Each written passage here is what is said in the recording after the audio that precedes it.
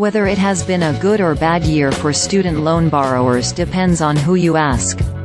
While a large number of borrowers got life-changing emails this year saying their loans had been forgiven, plenty of others received bills in October that they would, in fact, be expected to pay. Regardless, there has been a lot of student loan news to keep track of this year. Here's a quick recap of the biggest student debt stories, plus updates to look out for in 2024. Many federal student loan borrowers entered 2023 hopeful to see President Joe Biden's campaign promise to forgive student debt come to fruition. That hope was dashed on June 30th, when the Supreme Court voted in a 6-3 decision to block Biden's plan to forgive up to $20,000 per borrower earning less than $125,000 a year. Some were skeptical the plan was ever going to work, but when borrowers were notified late in 2022 that their applications for the forgiveness plan were approved, it felt like a real possibility. But the highest court ruled that the Biden administration didn't have the authority to cancel the debts, and the program was barred from proceeding.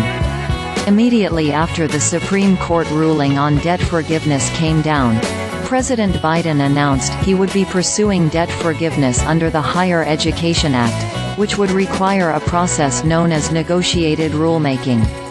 In this process, the public has the opportunity to submit topics for consideration. Then a committee of stakeholders comes together to propose a rule.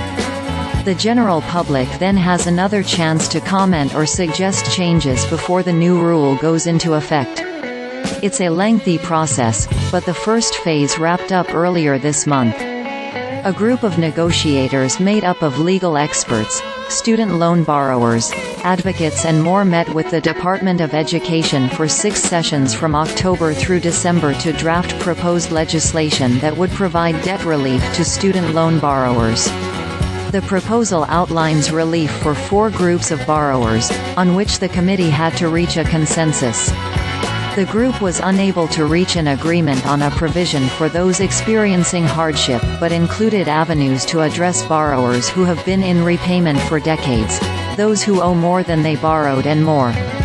This summer, the Biden administration officially launched the Saving on a Valuable Education Income-Driven Repayment Plan. The plan replaced the revised Pay-as-you-earn IDR and aims to make repayment more affordable for federal borrowers. Under the plan, any individual borrower who earns $15 an hour or less can qualify for a $0 monthly payment. As of November, nearly 5.5 million borrowers had enrolled in the SAVE plan since the application opened, according to the Biden administration.